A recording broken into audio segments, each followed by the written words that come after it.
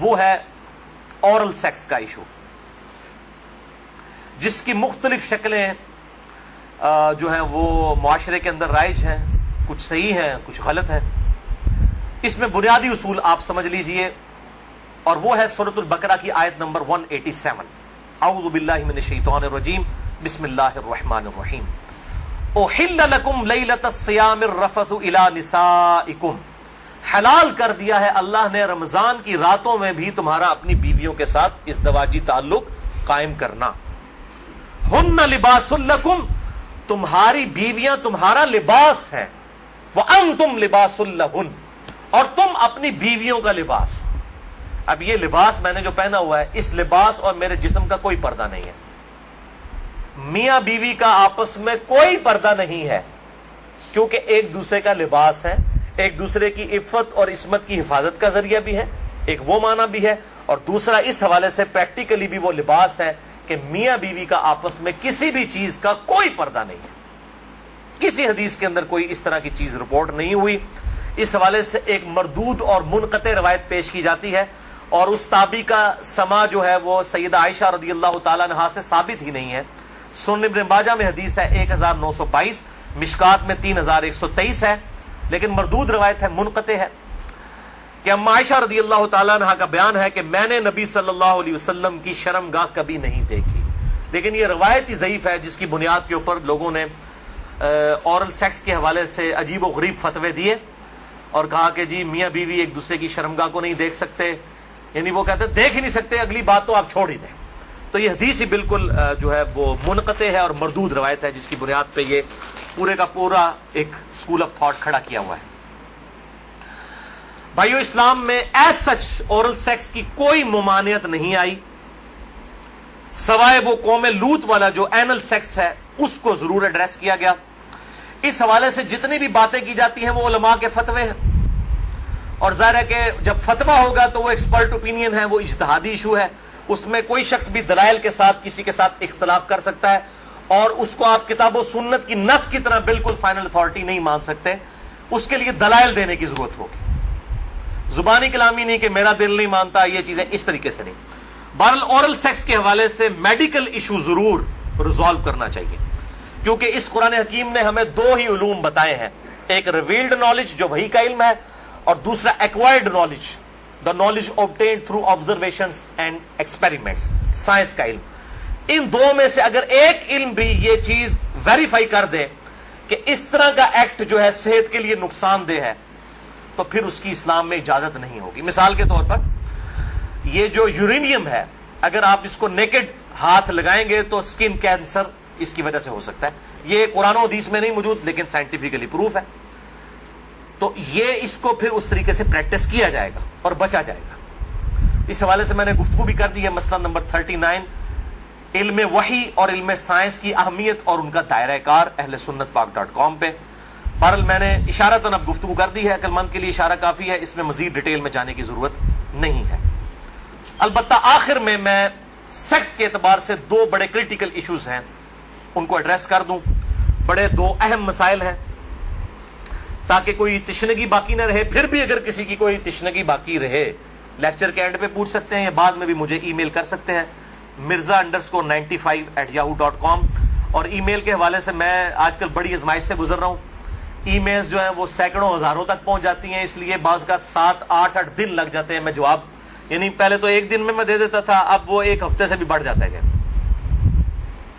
یہ تو ابھی شکر ہے جو اہل سنت پاک.com پہ آتی ہیں وہ ہمارے فرحان بھائی جواب دیتے رہتے ہیں، ورنہ وہ بھی دینی پڑے، اور واٹس ایپ کا جو علیحدہ سے معاملہ میں نے تو وہ مصیبت پالی نہیں ہوئی ہے، کیونکہ میں اس کو مینج کر نہیں سکتا۔ تو یہ آخر میں دو اہم ترین مسائل میں نے بیان کرنے تھے اسی سیکس ڈسپلن کے پوائنٹ آف ویو سے۔ پہلا مسئلہ ہے وہ ہے بڑی عمر کی رضاعت کا مسئلہ، یعنی اگر میں کھل کے بیان کروں کہ اگر کوئی مرد اپنی بیوی کے پستان سے دودھ پی لے تو کیا اس سے رضاعت ثابت ہوگی، کیا نکاح ٹوٹ جائے گا، کیا اس طرح کا کوئی معاملہ ہو جائے گا؟ کیونکہ امام ابن تیمیہ نے اس قسم کا فتویٰ دیا اور وہ آج تک جو ہے وہ اہل حدیث کے گلے میں فٹ ہوا ہوا ہے، سارے تو نہیں، مطلب جو اہل علم ہے وہ تو سمجھتے ہیں کہ فضول فتویٰ تھا، ان کے نزدیک تو اس طریقے سے رضاعت ثابت ہو جائے گی اور نکاح بھی ٹوٹ جائے گا۔ تو میں اس کو ایڈریس کرتا ہوں۔ صحیح بخاری اور صحیح مسلم کی متفقن علیہ حدیث ہے.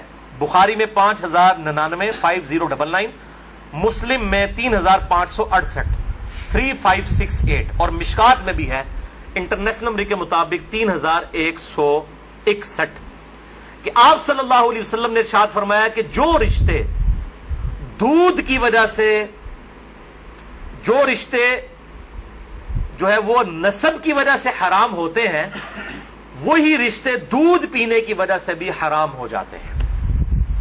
یعنی اگر دو مختلف ماں باپ والے بچوں نے کسی ایک کامن عورت کا دودھ پی لیا ہے تو اس عورت کی جو اولاد ہے وہ ان کے بہن بھائی بن جائیں گے دودھ کے رشتے کی وجہ سے.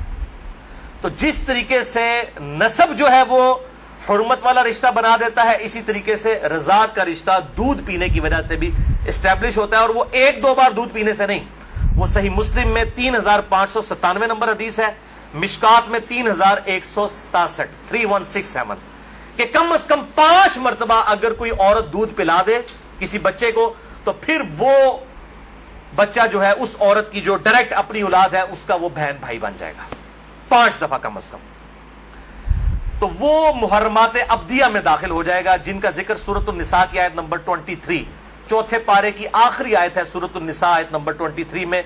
ہمیشہ کے لیے جو حرمت والے رشتے ہیں، یعنی ماں باپ کے ساتھ، اس طریقے سے دادی دادا، اس طریقے سے چچا تایا ماموں، یہ سارے رشتے جو حرمت والے ہیں وہ اسی ایک آیت کے اندر بیان ہوئے ہیں، سورۃ النساء آیت نمبر 23. بھائیو، اس حوالے سے جو احادیث کچھ پیش کی جاتی ہیں کہ اگر کوئی عورت پیالے میں اپنا دودھ نکال کے کسی مرد کو پلا دے تو وہ اس کے ساتھ حرمت والا رشتہ اس کا اس طریقے سے بن جائے گا، تو وہ اس کے لیے محرم ہو جائے گی. تو وہ احادیث منسوخ ہیں، اور ان کی ناسخ حدیث صحیح بخاری اور صحیح مسلم دونوں میں موجود ہے. اب امام ابن تیمیہ ان حدیثوں کے اوپر عمل کر کے انہوں نے فتویٰ دے دیا کہ اگر کوئی مرد اپنی بیوی کا دودھ پی لے تو نکاح بھی ٹوٹ گیا، ہمیشہ کے لیے وہ حرام ہو گئی. اور یہ سارا معاملہ، حالانکہ یہ حدیث موجود ہے بخاری اور مسلم دونوں میں. صحیح بخاری میں انٹرنیشنل نمبر کے مطابق 5102، صحیح مسلم میں 3606، اور مشکات میں 3168 3168، کہ نبی صلی اللہ علیہ وسلم نے ارشاد فرمایا الرضاعۃ من المجاعہ، کہ جو رضاعت کا رشتہ ہے یہ بھوک کی عمر تک ہے. جب بچہ بھوک کی عمر میں دودھ مانگتا ہے، یعنی زبان سے نہیں وہ مانگ سکتا، بھوک کی عمر تک رضاعت کا رشتہ رہتا ہے. اور وہ قرآن حکیم میں 2 سال بتائی گئی ہے دودھ چھڑانے کی عمر. تو آپ صلی اللہ علیہ وسلم نے کلیئر کٹ فرما دیا کہ جو دودھ چھڑانے کی عمر ہے اس دوران اگر کوئی بچہ دودھ پی لے، اور وہ بھی صحیح مسلم کی حدیث کے تحت 5 مرتبہ، تو تب رضاعت کا رشتہ، دودھ کا رشتہ اسٹیبلش ہوگا، ورنہ نہیں ہوگا. تو اب جو بڑا مرد ہے وہ تو 2 سال کا تو نہیں ہے. تو اس میں ظاہر ہے کہ بالکل امپلائڈ ہے کہ اگر کوئی اس طرح کا معاملہ کر لیتا ہے تو نہ رضاعت قائم ہوگی اور نہ میاں بیوی کا آپس میں کوئی نکاح ٹوٹنے والا معاملہ ہوگا.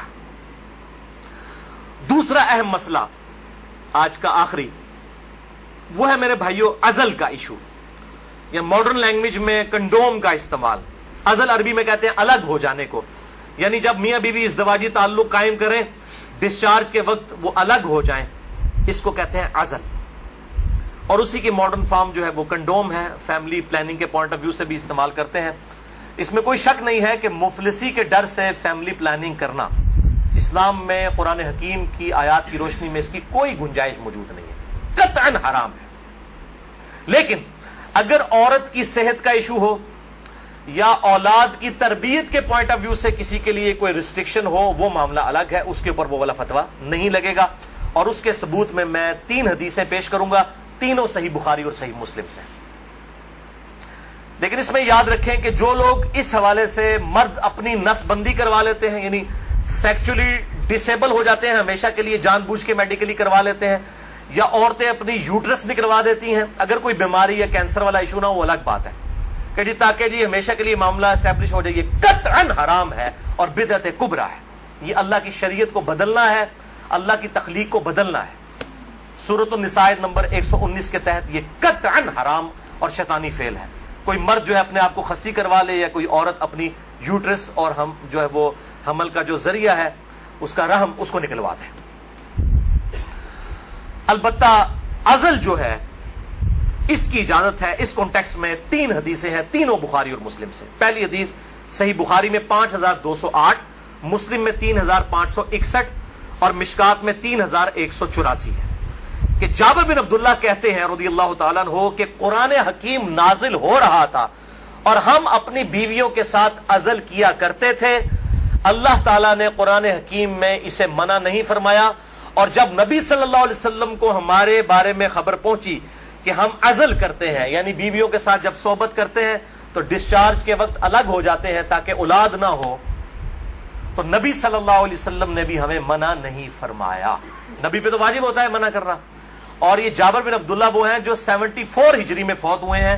آپ صلی اللہ علیہ وسلم کے بعد بھی 62 ایئرز تک, 62 سال تک زندہ رہے ہیں, اور بخاری اور مسلم کی کئی احادیث کے راوی ہیں, اور 7 سب سے زیادہ 7 احادیث روایت کرنے والے صحابہ میں سے یہ ایک ہے, جابر بن عبداللہ انصاری رضی اللہ تعالی عنہ وعلیہ السلام. تو وہ کلیئر کٹ کہہ رہے ہیں نہ قرآن میں اس کی حرمت آئی, نہ نبی صلی اللہ علیہ وسلم نے ہمیں عزل کرنے سے منع کیا. دوسری حدیث بھی بخاری اور مسلم کی متفق علیہ حدیث ہے. بخاری میں 4138, مسلم میں 3544, مشکات میں بھی موجود ہے 3186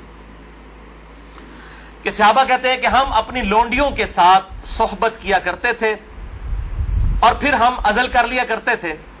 تو ہم نے نبی صلی اللہ علیہ وسلم سے عرض کیا کہ ہم اس طریقے سے عزل کرتے ہیں, الگ ہو جاتے ہیں, ہم نہیں چاہتے کہ ہماری لونڈیوں سے اولاد ہو. تو آپ صلی اللہ علیہ وسلم نے فرمایا کہ کیا حرج ہے کہ اگر تم اپنی بیویوں کے ساتھ عزل نہ کرو, کیونکہ جس جان نے دنیا میں آنا ہے قیامت تک کے لیے وہ تو آ کر رہے گی. لیکن آپ نے منع نہیں فرمایا, آپ نے فرمایا جتنے مرضی ہیلے بازی کر لو, جتنے معاملات مرضی کر لو, جس جان نے دنیا میں آنا ہے اس نے آنا ہے.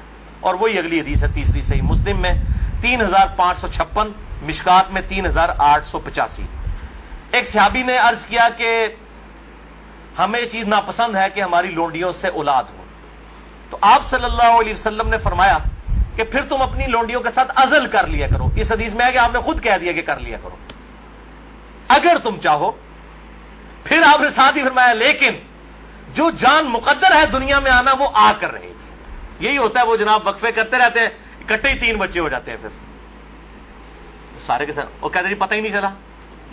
پتہ تو نہیں چلے گا, ظاہر ہے یہ معاملات تو اللہ کے ہیں. اور آپ کو بتاؤں یہ جو اولاد والا معاملہ ہے یہ خالصتاً اللہ تعالیٰ نے اپنے پاس رکھا ہے. کئی پیغمبر ہیں جو بے اولاد ہیں, اور سورہ شورا کے آخری رکوع میں آیا اللہ تعالیٰ جسے چاہتا ہے بیٹے دیتا ہے, جسے چاہتا ہے بیٹیاں دیتا ہے, جسے چاہتا ہے دونوں دیتا ہے, جسے چاہتا ہے بے اولاد رکھتا ہے. نبی صلی اللہ علیہ وسلم کی ساری بیویاں بے اولاد ہیں سوائے حضرت خدیجہ کے, یا ایک سیدہ ماریہ ہیں, ان سے ایک بیٹے ابراہیم پیدا ہوئے, وہ بھی فوت ہو گئے. آپ کی ساری اولاد حضرت خدیجہ سے ہے, باقی آپ کی بیویاں جتنی ہیں وہ بھی بے اولاد ہیں. کیا ان کو اولاد کی تمنا نہیں ہوگی؟ سیدہ عائشہ کو, سیدہ حفصہ کو ہوگی, لیکن یہ ایکسکلوسیو اللہ تعالیٰ کا ڈیسیجن ہے. تو آپ صلی اللہ علیہ وسلم نے فرمایا کہ جو جان مقدر ہے وہ آ کر رہے گی. پھر کچھ عرصے کے بعد وہ صحابی حاضر ہوئے اور کہا یا رسول اللہ میری لونڈی جو ہے وہ تو امید سے ہے, حاملہ ہو گئی ہے. آپ نے فرمایا میں نے تجھے کہا نہیں تھا کہ جو اولاد مقدر میں ہے وہ آ کر رہے گی, اس کو کوئی نہیں روک سکتا. تو یہ چیزیں یعنی انسان اگر سمجھتا ہے رک جائے تو ایسا نہیں. لیکن یہ یاد رکھیے یہ لونڈیوں والا معاملہ ہے جو آزاد عورت ہے, کیونکہ ہماری بیویاں تو لونڈیاں نہیں ہوتی ہیں, تو آزاد عورتیں ہیں. آزاد عورت کے ساتھ عزل کرنے کے لیے بیوی کی اجازت کی بھی ضرورت ہے. مرد اپنی مرضی سے یہ ڈیسیژن نہیں کر سکتا. یہ ساری احادیث لونڈیوں سے ریلیٹڈ ہے. آزاد عورت اور بیویوں کے معاملے میں میاں بیوی دونوں کا راضی ہونا ضروری ہے. لہذا اس حوالے سے صحیح مسلم سے ایک حدیث جو پیش کی جاتی ہے اور کچھ اور روایتیں کہ عزل کرنا گویا کہ زندہ بچے کو گاڑ دینا ہے یا اولاد کا قتل ہے, وہ تمام احادیث کراہت کے اوپر مبنی ہے یا پھر وہ منسوخ تصور کی جائیں گی ان احادیث کی روشنی میں. اور الحمدللہ اسی پہ امت کا اجماع ہے. عزل کے جواز کے سب لوگ قائل ہیں, جس کی ماڈرن فارم جو ہے وہ کنڈوم کا استعمال ہے. لیکن اگر ایک دفعہ پریگنینسی آئیڈینٹیفائی ہو جائے, خواہ ایک دن کی ہو, لوگ پوچھ رہے ہوتے ہیں جی علیحدہ 40 دن ہی گزرے نا جی, 40 دن کے اندر ایک دن کی بھی پریگنینسی ہو, اس کو ضائع کروانا قطعاً حرام گناہ کبیرہ ہے, اولاد کا قتل ہے, خواہ ایک دن کی ہو. کوئی اس میں نہیں ہے جی چوتھے مہینے روح ڈالی جاتی ہے. بھائی چوتھے مہینے روح ڈالی جاتی ہے تو اس سے پہلے کیا ہوتا ہے, بچہ بڑا تو ہو رہا ہوتا ہے. وہ روح کے ساتھ زندگی کا ایشو اور ہے, روح کے بغیر بھی ایک زندگی ہے, وہ ایشو اور ہے. وہ بھی تو بچہ جو ہے ایک ایمبریو سے ایک جو ہے وہ جنین سے معاملات بڑھتے بڑھتے آگے جاتے ہیں، تو وہ بھی ایک زندگی ہے، روح کے ساتھ ایک اور زندگی ہے، روح کے بغیر بھی زندگی اس کے اندر موجود ہے۔ اسی لیے اگر مردہ بچہ بھی پیدا ہو تو راجح قول جامعہ ترمذی اور ابو داؤد کی حدیث کے تحت یہی ہے کہ اس کا جنازہ بھی پڑھایا جائے گا۔ اور لوگ کہتے ہیں جی زندہ پیدا ہوگا تو پھر پڑھایا جائے گا، مردہ بھی پیدا ہو ماں کے پیٹ میں تو وہ زندہ ہی تھا نا، ایگزسٹ تو کرتا تھا نا، تو افضل قول یہی ہے کہ اس کا جنازہ پڑھا جائے گا۔ تو یہ میرے بھائیوں کچھ اس حوالے سے چیزیں تھیں جو میں نے بیان کر دی۔ البتہ اگر کسی عورت کی زندگی موت کی کشمکش بن جائے، اس صورت میں اگر وہ پریگنینسی کا بھی ضائع کروا دیتی ہے پھر اس پہ شرعی گرفت نہیں، لیکن زندگی موت کی کشمکش اس سے کم پہ نہیں، صحت کا معاملہ نہیں، بیوی کمزور ہے یہ معاملہ نہیں، واقعی زندگی موت کی کشمکش بن جائے تو پھر وہ اسی طریقے سے جو سورۃ النحل کے اندر آیا کہ اس وقت تو اگر کوئی کلمہ کفر بھی کہہ دے اور دل میں ایمان ہو تو اللہ تعالیٰ گرفت نہیں فرمائے گا۔ اور اس حوالے سے ہمارے پڑوسی ملک انڈیا کے اندر آج سے کئی سال پہلے، تقریباً 15 سال پہلے کی رپورٹ ہے کہ روزانہ 3000 بچیاں ماں کے پیٹ کے اندر ہی پریگنینسی ان کی ضائع کر دی جاتی ہے جب یہ پتا چلتا ہے کہ یہ بچیاں ہیں۔ یعنی قرآن اگر کہتا ہے نا بچیوں کو دفن کرنا یہ گناہ کبیرہ ہے، تو یہ گناہ آج تک چل رہا ہے۔ بیسک ہیومن انسٹنکٹ تو بدلی نہیں ہے نا۔ 3000، اسی وجہ سے انڈیا میں مردوں کی تعداد عورتوں سے زیادہ ہے۔ ویسے آپ حیران کن بات آپ کو بتاؤں، اس سال پاکستان کی رپورٹ بھی آئی ہے، پہلے پاکستان میں 52% عورتیں تھیں اور 48% مرد تھے، لیکن اب مردوں کی پرسنٹیج عورتوں سے پاکستان میں بھی بڑھ گئی ہے، اور اس کی مین ریزن ہی یہی ہے۔ یہ بہت بڑا گناہ ہے اور اللہ تعالیٰ پالنے والا ہے۔ 1901 کے اندر، یعنی جب 20ویں صدی کا آغاز ہوا، 1 ارب آبادی تھی، پھر اللہ تعالیٰ نے سائنس کی ترقی کرائی، انسان نے بیماریوں کا کنٹرول اس فزیکل فینومینا آف نیچر سے سیکھ لیا، اور اس وقت 1901 میں کہا جاتا تھا کہ 2001 کے اندر اگر دنیا کی آبادی ڈبل ہو گئی نا تو روٹی نہیں کوئی کسی کو ملے گی۔ اس وقت 1 ارب تھی 100 سال پہلے، یا آج سے 116 سال پہلے، تو 100 سال کے بعد 2 ارب آبادی نہیں ہوئی ہے، 3 ارب بھی نہیں ہوئی، 4 ارب بھی نہیں ہوئی، 5 ارب بھی نہیں، 6 ارب بھی نہیں، 7 ارب آبادی ہو چکی ہے، لیکن زمین نے اپنے خزانے اگل دیے۔ آپ جدھر جائیں، میں قسم سے منڈی سے گزرتا ہوں، اتنا فروٹ ہے ختم نہیں ہوتا۔ اس وقت موچی جوتیاں بناتے تھے، آج چائنا نے مشینوں کے اوپر اتنی جوتیاں بنا دی ہیں کہ دنیا میں 6 ارب انسان، اگر ہر انسان 10 جوڑے بھی خرید لینا وہ ختم نہیں ہوتے۔ تو سائنس نے ترقی کی ہے۔ جس زمین سے 40 من گندم نکلتی تھی آج 400 من نکل رہی ہے، 10 گنا زیادہ۔ امریکہ لاکھوں ٹن گندم ہر سال پیسیفک اوشن میں، بحر الکاہل میں ضائع کر دیتا ہے، ایکسیسو پیدا ہوتی ہے۔ انٹرنیشنل مارکیٹ میں گندم کی پرائس کو کنٹرول کرنے کے لیے لاکھوں ٹن گندم ضائع کی جاتی ہے، ایکسیسو پیدا ہو رہی ہے۔ تو اللہ تعالیٰ نے ترقی بھی کروا دی اس اعتبار سے، آپ ٹینشن نہ لیں۔ آج تو کیسے 1960 سے پہلے تو ایز سچ اس بڑے پیمانے کے اوپر تیل کی نعمت تو نہیں تھی دنیا کے اندر۔ ان عرب ملکوں میں 1960 کے بعد تیل نکلا ہے۔ ویسے تو تیل کا پہلا کنواں 1748 میں امریکن جو اسٹیٹ ہے پنسلوینیا، اس میں دریافت ہوا تھا، لیکن مین تیل جو نکلا ہے وہ اسی 20ویں صدی میں، کسی نے سوچا بھی نہیں تھا۔ اور اب تو اس سے بھی بڑی انرجی کا سورس ہے، وہ سولر انرجی ہے۔ اب چائنا نے کام کرنا شروع کر دیا، آپ دیکھیں گے 10-15 سالوں کے اندر جو ہے وہ ہر بندے نے اپنا جو ہے نا بجلی کا سسٹم اپنے گھر کے اوپر لگایا ہوا ہوگا۔ اور یہ سورج والا جو جب تک سورج ہے اس وقت تک زندگی ہے، یہ تو نہ ختم ہونے والا جو ہے وہ سورس ہے، رینیویبل جسے ہم کہتے ہیں اپنی سائنس کی لینگویج کے اندر۔ باقی یہ جو ہے نان رینیویبل سورسز ہیں، تیل ختم ہو جائے گا تو ختم ہو گیا، لیکن یہ سولر انرجی جب تک سورج ہے زمین پہ زندگی ہے، زمین پہ زندگی ہے تو سولر انرجی سے آپ فائدہ اٹھا سکتے ہیں۔ بعد اللہ تعالیٰ سے دعا ہے جو حق بات میں نے کہی اللہ تعالیٰ ہمارے دلوں میں راسخ فرمائے۔ اگر جذبات میں میرے منہ سے کوئی غلط بات نکل گئی آج تو اللہ تعالیٰ ہمارے دلوں سے معاف کر دے، ہمیں کتاب و سنت کی تعلیمات پر عمل کر کے دوسرے بھائیوں تک پہنچانے کی توفیق عطا فرمائے۔ سبحانک اللہم و بحمدک، اشہد ان لا الہ الا انت، استغفرک و اتوب الیک، وما علینا الا البلاغ المبین۔ جزاک اللہ خیرا۔